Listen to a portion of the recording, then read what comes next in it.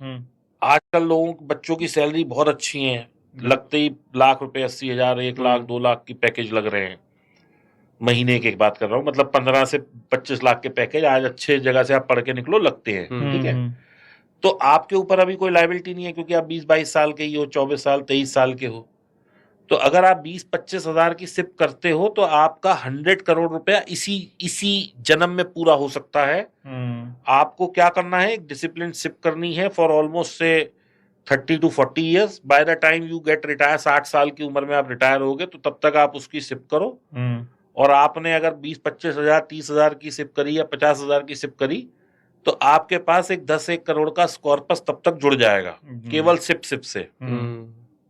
और ये मैं कोई 30% रिटर्न की बात नहीं कर रहा, मैं 10-12% एवरेज रिटर्न की बात कर रहा हूं। बिल्कुल। तो आपके पास 10-1 करोड़ जुड़ गया।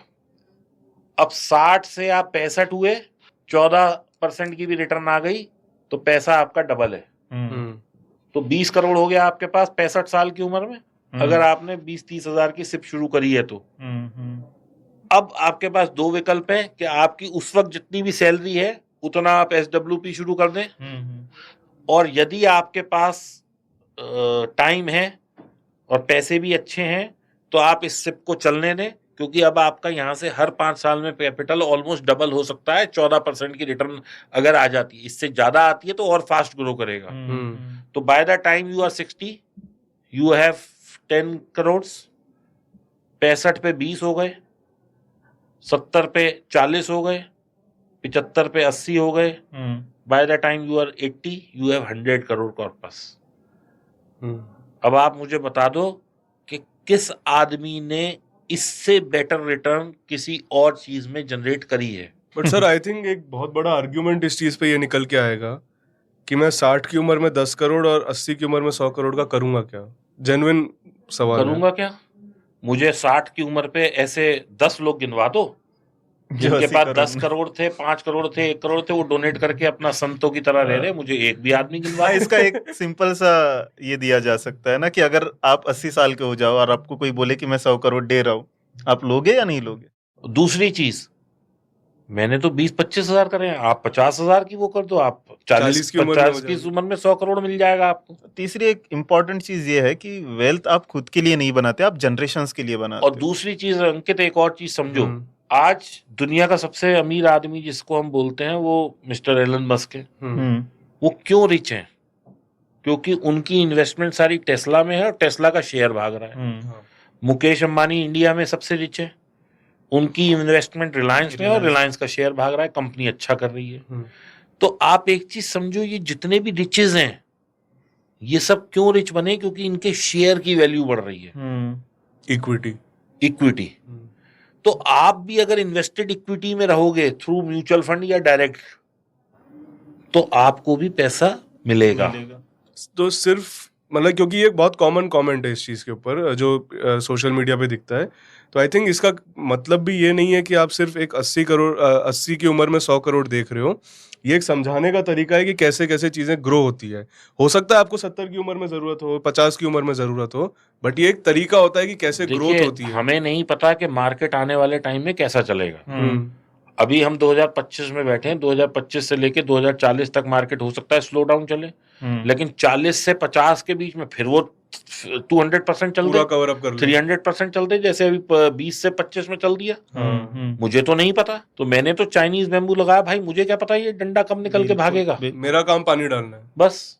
अच्छा, आपने एक तो चीज बता दी कि म्यूचुअल फंड सही है, बट कौन से म्यूचुअल फंड सही है ये भी बता दीजिए। देखिए, म्यूचुअल फंड के अलग अलग टाइम फ्रेम के लिए अलग अलग रिक्वायरमेंट्स होती हैं। अगर मेरा टारगेट छोटा है तो मुझे लार्ज कैप में जाना चाहिए, मेरा टाइम फ्रेम बड़ा है तो मुझे mid cap to small cap में जाना चाहिए। अब जैसे एग्जांपल के तौर पर बताइए कि मेरा टारगेट है कि मेरे को अगले 5 साल के लिए इन्वेस्ट करना है और 5 साल बाद कोई भी जरूरत हो सकती है, मेरा बेटा ग्रेजुएशन में जाएगा, उसकी फी भरनी है या कुछ और करना है। 5 साल का जिनका टारगेट है उनको भाई साहब जाके सीधा बैंक में जाए, 7.5% की FD करा दें, क्योंकि 5 साल में मार्केट का एक साइकिल पूरा नहीं होता। 5 साल is a very small time to have a investment. तो आपको अगर 5 से 10 साल की इन्वेस्टमेंट करनी है, चुपचाप जाओ भाई साहब, FD लो और मजे करो। तो म्यूचुअल फंड कब करे फिर? जब आपका टाइम फ्रेम 10 साल प्लस का हो। ओके।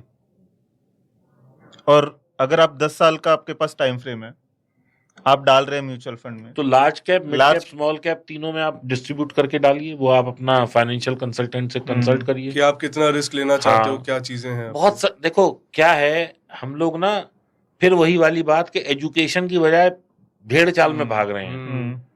आप इस चीज को क्यों नहीं समझ रहे कि हर आदमी की इंडिविजुअल नीड है। आज मेरी उम्र 48 साल है, मेरे लिए इंश्योरेंस के मायने अलग हैं, लेकिन यही मैं 80 साल हो जाऊंगा, मुझे इंश्योरेंस चाहिए ही नहीं।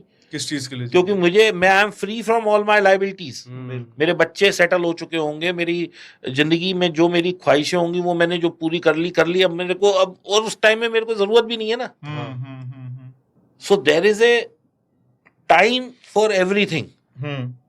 इसी के साथ अब अपन ने म्यूचुअल फंड की बात करी, अब इससे एक पूरा 360 डिग्री टर्न मार के दूसरी साइड आते हैं of the market, futures and options.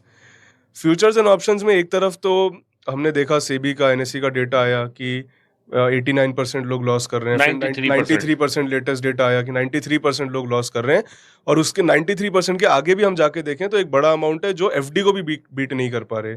तो एक्चुअल में जो अच्छा प्रॉफिट कर रहे हैं वो तो 1-2% लोग ही हैं, और उसमें भी ये तो हमें पता है 1-2% लोग में भी बड़े professional traders, high frequency traders, ये सब तरीके के लोग होते हैं। तो नेट अगर देखें तो रिटेल इन्वेस्टर बड़ी मुश्किल से कोई एक आधा होगा जो अच्छे रिटर्न्स क्रिएट कर पा रहा होगा। तो इतना ज़्यादा जो एफएनओ को लेकर के क्रेज है, जबकि सारी अथॉरिटीज डेटा ये बोल रहा है कि नहीं करना चाहिए, बट दूसरी तरफ इंडिया का हम डेटा देखते हैं, पूरी दुनिया का कुछ 60% फ्यूचर ऑन ऑप्शन का वॉल्यूम इंडिया से आता है, सबसे बड़ा फ्यूचर ऑन ऑप्शन ट्रेडिंग का मार्केट है। तो ये क्यों है ऐसा, और ये क्या इसमें सुधार आना चाहिए? इंडिया में आप कुछ भी करने जाते हैं तो कोई एक रेगुलेटर बॉडी है जो आपसे कहती है कि आप ये करोगे तो ये पॉसिबल है। जैसे कि आपको गाड़ी चलानी है तो ड्राइविंग लाइसेंस लेना पड़ेगा। बिल्कुल। आपको अगर F&O में ट्रेड करना है तो वो आपसे कहते हैं कि आप अपना 6 महीने का या तो स्टेटमेंट दो या अपनी ITR दो, एक चेक पॉइंट लगा रखा है। लेकिन वो ये नहीं पूछते आपसे कि आपकी एजुकेशन कितनी है, मार्केट एक्सपीरियंस कितना है, मार्केट के बारे में पता है, क्या आपको पता है F&O होता क्या है। एक छोटा सा अगर वहां टेस्ट रख दिया जाए तो ये भी फिल्टर आउट हो जाएगा। 93 में से 60-70% तो ऐसे ही फिल्टर आउट हो जाएंगे। गवर्नमेंट ये तो कह रही है कि भाई तुम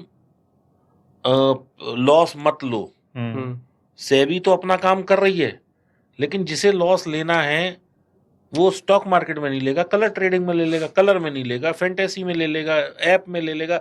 50 ऐप है, वो गैम्बलिंग तो ढूंढ ही रहा है, वो नुक्कड़ पे बैठ के पत्ते खेल लेगा। तो यहाँ पे हम लोगों की एक सोशल रिस्पॉन्सिबिलिटी ये आती है, मॉरल रिस्पॉन्सिबिलिटी ये आती है कि गवर्नमेंट ये एजुकेट करे कि भाई साहब गैम्बलिंग करने से जीवन नहीं चलने वाला, ये सब गैम्बलिंग छोड़ दो, इससे लॉस ही हो रहा है।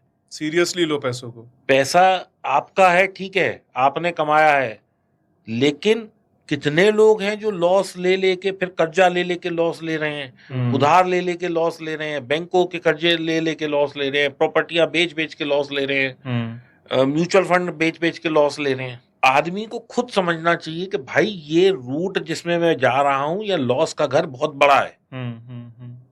अब F&O में क्यों लॉस होता है?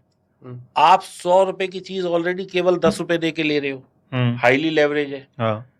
अब 10 रुपए आपके पास है, आपने 100 रुपए की चीज खरीद ली, वो 3% मूव हुई, आपकी तो भाई सब 30% कैपिटल उड़ गई। वो 10% गिरी, आपका सुपड़ा साफ हो गया। अब आप शाणे हो, आपने कहा नहीं जी, मैंने तो दीपक सर की रील देखी थी, 10 रुपए मैंने लगाए, 100 की चीज ली है, 3% पे मुझे तो एसएल लेना है। वो भाई 3% उसका नहीं, 3% तेरी कैपिटल का।